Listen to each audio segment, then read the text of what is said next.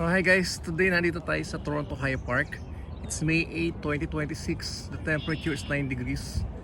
The temperature is 9 degrees Celsius. Kung plano nyo pumunta rito sa Toronto High Park ngayon para sa cherry blossom, I think ngayon na yung huling araw kasi kita nyo sa mga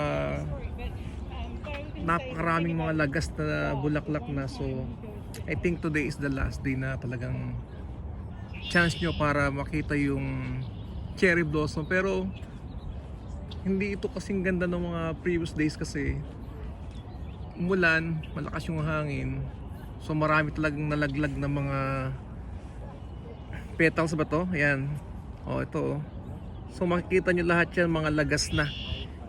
Siyempre dahil sa hangin, sa ulan, sa malamig na temperature, nalaglag siya lahat. So hindi na to kasing ganda ng mga previous days na cherry blossoms na inaasahan natin kasi malakas yung hangin, lumakas yung ulan.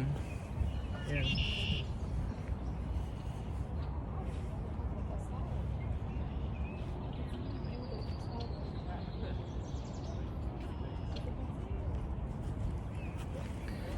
So hi guys, for today's vlog, nandito tayo ngayon sa Toronto High Park.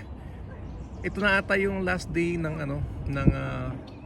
full bloom ng mga puno rito ng cherry, kasi kita nyo naman sa aking harapan nagkakalaglagan na yung mga bulaklak due to different factors, malamig na temperature, malakas na hangin. So yan, nagkakalaglagan na siya guys. So ang dami yung so nung mga previous days talagang sobrang ganda na to, talagang bukang buka, tapos talagang makikita mo na pick na talaga yung blossom niya, pick na talaga yung pagbuka ng bulaklak niya. Pero ngayon nag-i-start na siya na magkalaglagan.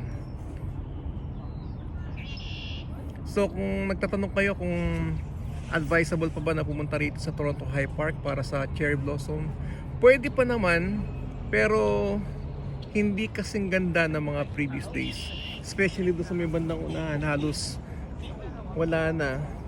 Dito sa may bandang dulo maganda pa talaga.